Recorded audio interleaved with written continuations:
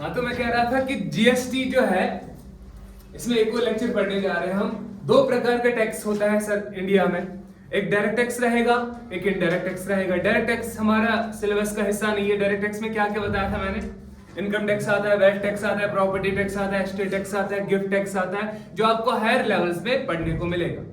छोड़ दो इसको। और वो क्या होता है, अलग कैसे होता है वो इनडायरेक्ट टैक्स से? बिकॉज डायरेक्ट टैक्स में आप डायरेक्टली खुद ही सरकार की ओर पेमेंट करते हो, जितनी भी आपकी कमाई होती है। लेकिन इनडायरेक्ट टैक्स थोड़ा अलग प्रकार का होता है। मैंने ये बताया था आपको कि इंडिया में लगभग 23 किस्म के अलग अलग जो डिफरेंट इनडायरेक्ट टैक्सेस हुआ करते थे, उनको मर्ज करके एक सिंगल टैक्स लागू किया गया, जिसका नाम रखा गया गुड्स एंड सर्विसेज टैक्स। समझ आई बात की नहीं?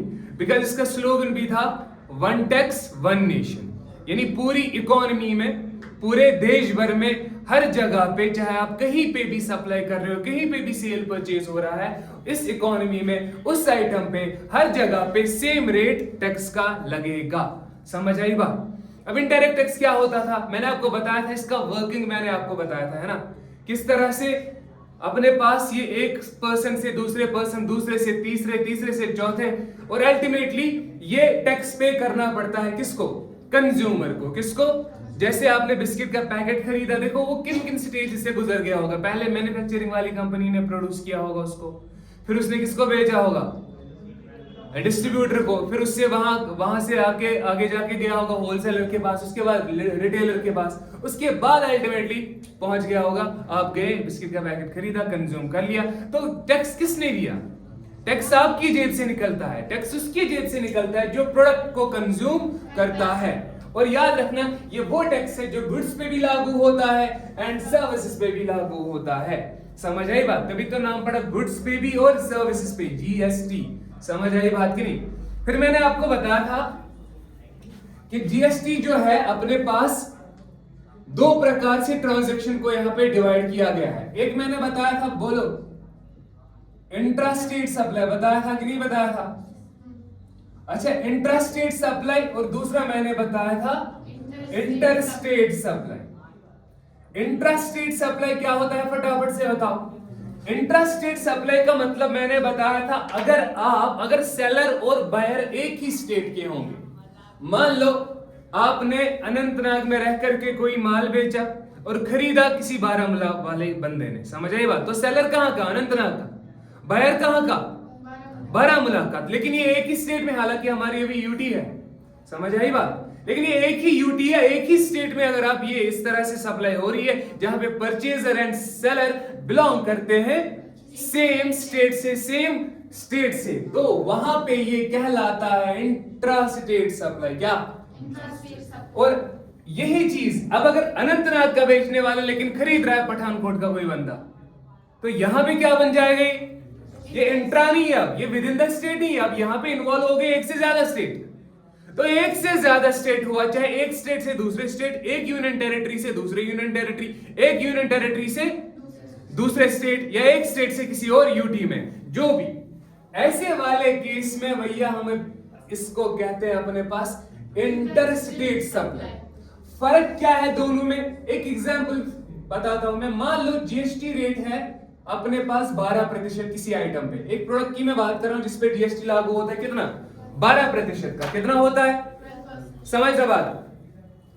अगर ये इंट्रास्टेट सप्लाई है, दैट मींस खरीदने वाला और बेचने वाला दोनों किधर के? एक ही स्टेट के। समझे कि नहीं समझे? तो याद रखना, यहां पे इंट्रास्टेट सप्लाई में जो जीएसटी की रेट 12% है, चाहे ये 18 हो, 28 हो, 40 हो, समझ आई बात, 5 हो, इसके बिल्कुल दो हिस्से किए जाते हैं। कितने हिस्से? 6% अलग करना पड़ेगा, 6% अलग। अगर ये 18 होता है 9 अलग, 9 अलग। 5% होता है 2.5%, 2.5%। समझ आई बात? और ये 6% को हम कहते हैं अपने पास सीजीएसटी, और दूसरे वाले 6% को कहते हैं एचजीएसटी, यानी central goods and services tax और state goods and services tax. समझ आई बात की नहीं आई?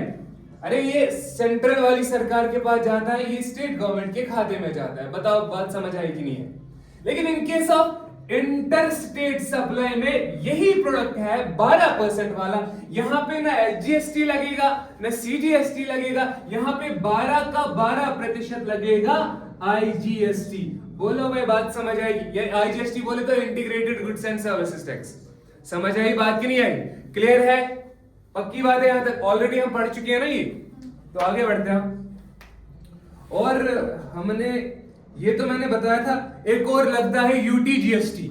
यूटीजीएसटी एचजीएसटी को रिप्लेस करता है इनकेस अगर आपका यूनियन टेरिटरी में हो रहा है, ठीक है ना, सप्लाई अगर यूनियन टेरिटरी में हो रही है तो ये हमारा हो गया था।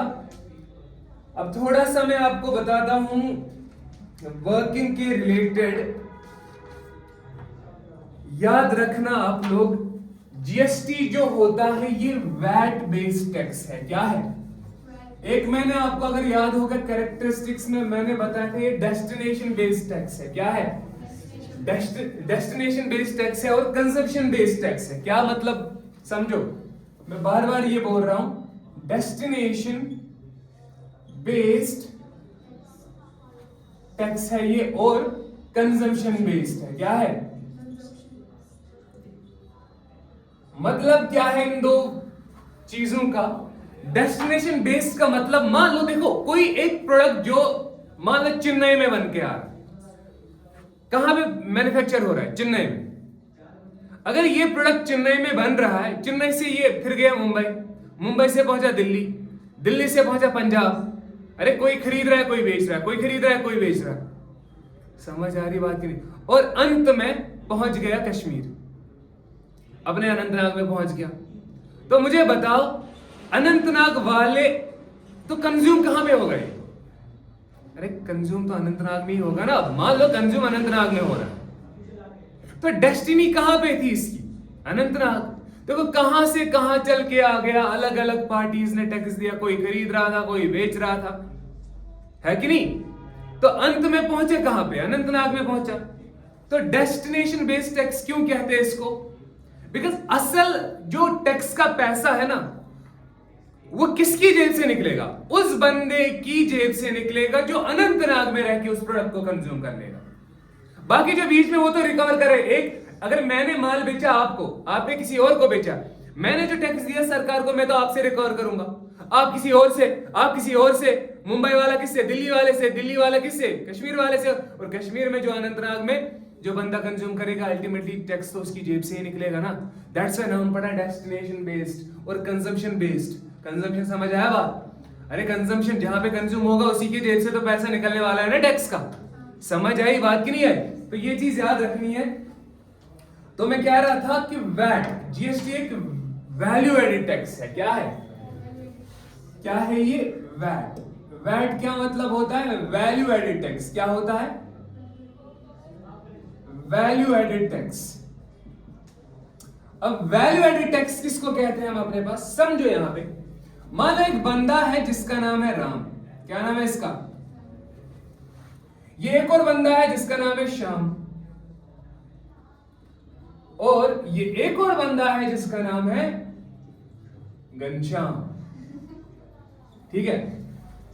अब हुआ क्या? राम ने श्याम को माल बेचा। कितने का माल बेचा? सुनो, राम ने इसको माल बेचा 50,000 रुपए का। कितने का? अरे कितने का बेचा?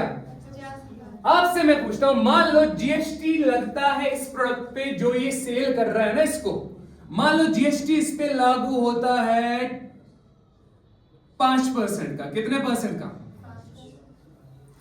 5% का जीएसटी इस पे लग रहा है। तो मुझे बता 5% इसका कितना बनेगा? 2500 रुपए। कितना बनेगा? अरे बोलो ना। ये देखो ये जीएसटी कितना लगेगा? 2500 रुपए। आगे बढ़ो। आगे जाके श्याम ने घनश्याम को बेचा यही माल। इसने इसको बेचा ये कितने में? मान लो 70,000 में। कितने में? अब टैक्स किस पे लगेगा? सवाल मेरा ये है आपसे। देखो भाई, आप बोलोगे सर 70,000। अगर 70,000 पे लगेगा, लेकिन मुझे एक चीज बताओ, 70,000 जो है 70 कैसे बना? देखो जब इसने इसको बेचा था 50 तो ऑलरेडी था। क्या ये 70 अलग है या इसमें ये 50 भी समाया हुआ है? अरे ये 50 तो इसी 70 का हिस्सा, सब ये 50 तो इसी 70 का हिस्सा है ना। हाँ, यहां पे क्या हुआ, वैल्यू एडिशन हुआ। क्या हुआ, अरे समझ रहे हो बात को। वैल्यू एडिशन बोले तो पहले इसका दाम था 50, लेकिन जब इसने इसको बेचा तो दाम बढ़ के कितना बढ़ा सर, 20,000 का दाम बढ़ा, बिकॉज 50 तो ऑलरेडी था, और उस 50 पे ऑलरेडी जीएसटी लागू हो चुका है। क्या दोबारा लगाओगे उस 50 पे? नहीं। तो जीएसटी कितने पे लगेगा, यहाँ पे कितने पे लगेगा, सिर्फ और सिर्फ 20,000 पे। एग्जैक्टली। तो यहाँ पे वैल्यू एडिशन कितना हुआ है, देखो यहाँ पे कुछ था नहीं, तो वैल्यू एडिशन क्या था, वैल्यू एडिड 50 का 50 था कि नहीं। यहाँ पे वैल्यू एडिड कितना है, अरे यहाँ पे वैल्यू एडिड सिर्फ 20,000 रुपए है। तो जीएसटी किस पे लगता है, मैंने ऊपर ही बोला वैल्यू एडिड टैक्स है ये। बिकॉज अगर आपने 70 पे लगा दिया ना, तो 50,000 को 2 दफा टैक्स लग रहा है, जो डबल टैक्सेशन कहलाएगा। समझ आए बात, कैस्केडिंग इफेक्ट कहते हैं इसको। हालांकि हमको इतना डीप नहीं जाना, आपको बस बेसिक समझना है हल्का सा, ठीक है ना। मुझे बताओ यहां तक बात समझ आए कि नहीं आए। क्या 50 ये 70 पे लगेगा, 20 पे लगेगा जीएसटी, अरे 20 पे लगेगा सर। तो मुझे बता 20,000 पे 5% कितना बना, कितना बना, तो ये तो देखो 10% बना, 2,000 तो 1,000, कितना 1,000। तो जीएसटी कितना बनेगा, यहाँ पे जीएसटी बनेगा 1,000, कितना बनेगा, क्लियर है कि नहीं। अब आगे जाके मान लो घनश्याम ने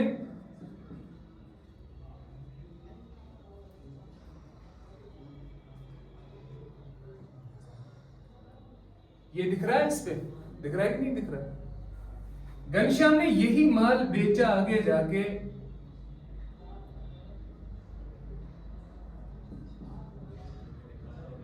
दुर्योधन को। किसको, घनश्याम ने माल बेचा दुर्योधन।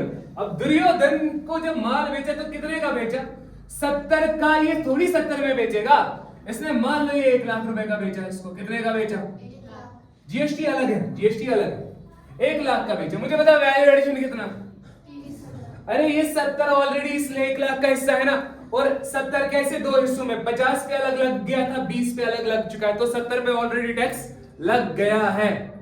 तो टैक्स किस पे लगेगा, वैल्यू एडिशन कितना है फिर, 30,000, सिर्फ कितना 30,000 है ना। तो यहाँ पे वैल्यू एडेड कितना हुआ है, वैल्यू एडेड है भैया जी कितना, 30,000। तो टैक्स कितने पे लगेगा सर, सिर्फ 30,000 पे ही तो लगेगा। कितना लगेगा, रेट तो आपका स्पेसिफाइड है कितना, 5% का। तो 5% इसका कितना बनेगा, 1500। कितना बनेगा, 1500। तो जीएसटी लगेगा भैया 1500 रुपए। अरे क्लियर है या नहीं। दुर्योधन ने ये कंज्यूम कर लिया, ये आगे जाके बेचेगा नहीं, आगे जाके बेचेगा तो इसी तरह से सिलसिला चलता रहेगा। बोलो भाई, बात समझ आएगी नहीं। अगर आप नोटिस करोगे, मुझे बताओ जीएसटी टोटल लगा कितना सर, ये 2500, ये 1000 और ये 1500, टोटल कितना लगा इसमें, 25 और एक हो गया 35, 35 और 45 तो 5000, कितना लगा, 5000 का टोटल जीएसटी लगा कि नहीं लगा, अरे बोलो भाई, 5000 है ना। कुछ नोटिस अगर करोगे ना, देखो ये 5000 कैसे, अंत वाली वैल्यू कितनी थी, 1 लाख थी।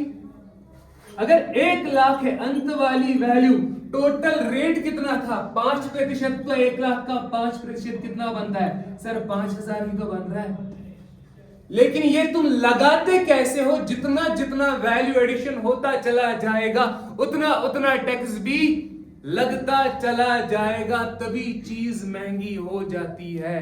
समझ आई बात। कोई चीज जो कंपनी के यहां पे मान लो 10 रुपए की बनती है ना, ये सप्लाई चेन में आते आते आते वो 10 की चीज कभी कभार 60 रुपए 70 रुपए की भी बन जाती है। क्यों बन जाती है, बिकॉज अलग अलग पार्टीज का प्रॉफिट मार्जिन जोड़ो और वैल्यू एडिशन जोड़ लो और उतना जीएसटी भी उस पे बढ़ जाता है। बताओ भाई, समझ आई बात की नहीं आई, इतना मोर देन सफिशिएंट है तुम लोग के लिए। क्लियर है, इसको मिटा दूं मैं। अब देखो एक नया चीज समझने वाले और बहुत इंपॉर्टेंट है, छोटा सा टॉपिक है ये भी, आपको इसमें भी डिटेल में जाने की जरूरत है नहीं, बिकॉज हमारे सिलेबस का हिस्सा है नहीं। देखो भाई क्या है,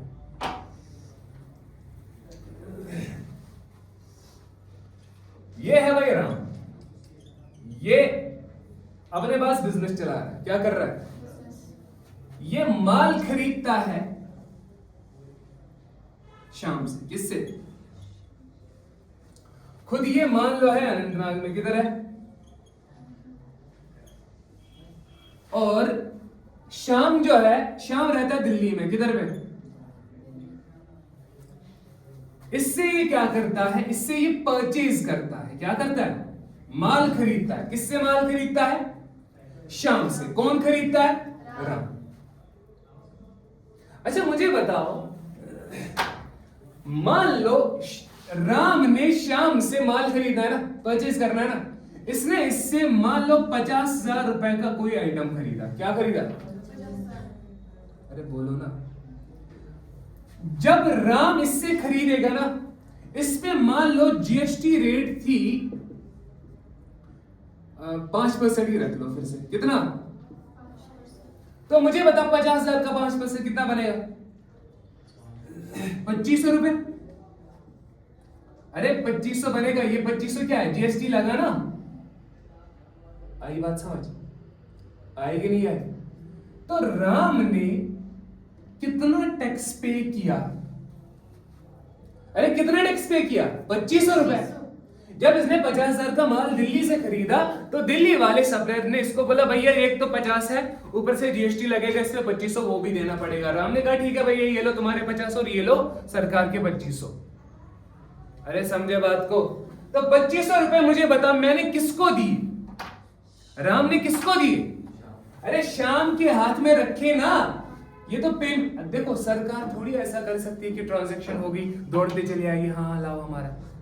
अरे दिन में 1 घंटे में करोड़ों ट्रांजैक्शन होगी, तो कहां कहां पहुंचेगी सरकार? अब सरकार क्या कहती है कि जो सेल करता है ना, जो सेलर होता है, उनको बोलता है भैया एक काम करो तुम रिकॉर्ड रखो, फिर एक स्पेसिफिक टाइम पीरियड के बाद हम तुम्हारे पास आएंगे पूछने, हमारा पैसा अपने पास रखना है जमा करके, और हम लेने आएंगे। फिर समझ आई बात?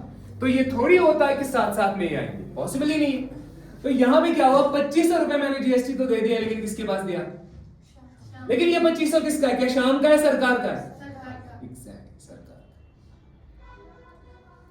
राम के लिए या किसी भी बिजनेसमैन के लिए, किसी भी बिजनेस के लिए, जब आप परचेज करते हो उस पे जो टैक्स लगता है, उस पे जो जीएसटी लगता है, उसको हम कहते हैं इनपुट जीएसटी। क्या कहते हैं? input GST, इसको हम कहेंगे क्या?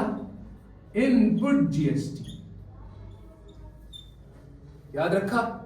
इनपुट किस लिए? अब ये नहीं सोचो सर ये तो पेमेंट हो रहा है, आउटपुट हो रहा है पैसे का।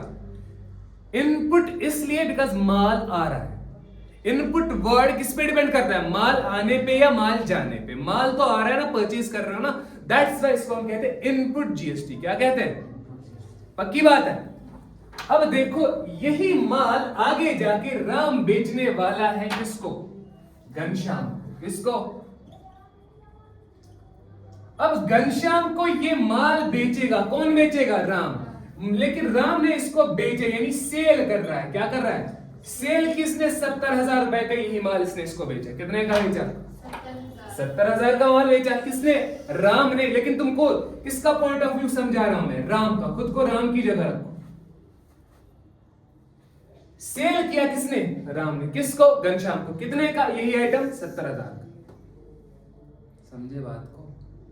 अब जीएसटी कितना लगता है इस आइटम पे? 5% का। मुझे बताओ जीएसटी कितना लगा होगा फिर यहाँ पे? यहाँ पे ये हो गया 3500। कितना?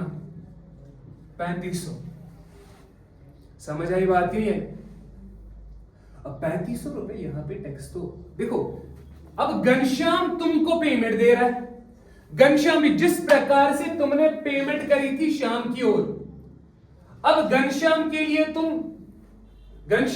तुम जैसे तुम्हारे लिए शाम था, वैसे घनश्याम के लिए तुम हो। नहीं समझे बात को? तो घनश्याम ने भी पेमेंट करना है ना राम की ओर। तो घनश्याम क्या बोलेगा? भैया ये तुम्हारे 70 और ये देखो ये सरकार के 3500 में तुम्हारे पास रख रहा हूं। बिकॉज मैंने अभी बोला रूल क्या है? सरकार ने बोला है जो सेल करेगा वो हमारा जीएसटी अपने पास रखेगा। अब यहां पे सेल कौन कर रहा है? राम। तो मुझे बताओ ये क्या है? राम के 3500 है? नहीं।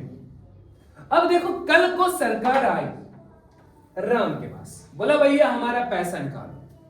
मैं आपसे पूछता हूं, बताओ राम को कितना पैसा देना पड़ेगा जीएसटी का? जीएसटी का कितना पैसा देना? देखो सरकार के पास कितना पैसा जाना चाहिए, सरकार के पास टोटल जीएसटी कितना जाना चाहिए, फाइनल वैल्यू कितना है इसका? 70,000 है या नहीं है? तो 70,000 का 5% कितना बनता है सर? 35। तो सरकार के पास टोटल पैसा कितना जाना चाहिए? सिर्फ और सिर्फ 3500। मुझे बता राम से कितना वसूलेंगे? पहले मान लो पहले गए घनश्याम के पास, घनश्याम के पास है कोई इस प्रोडक्ट का टैक्स, उसने भेजा है किसी को? नहीं। तो घनश्याम कहां से देगा? उसने बेचारे ने तो पे किया है।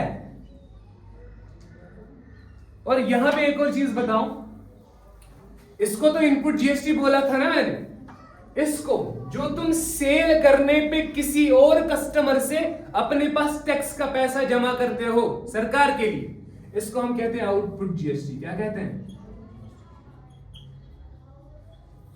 अरे यहां तक बात समझ आई? क्या कहते हैं? Output GST. Input GST, output GST समझ आया कि नहीं आया? तो क्या बोल रहा था मैं? मुझे ये बताओ सरकार के खाते में कितना टैक्स का पैसा जाना चाहिए? जीएसटी जाना चाहिए सरकार के पैसे खाते में 3500 रुपए। घनश्याम से कितना वसूलेंगे? क्या घनश्याम कुछ देगा? अरे घनश्याम बोलेगा मैंने तो कुछ लिया ही नहीं, मैंने थोड़ी बेचा, ये तो मेरे पास, मान लो इससे कंज्यूम कर लिया। कहां से देगा ये? फिर जाएंगे वो श्याम के पास।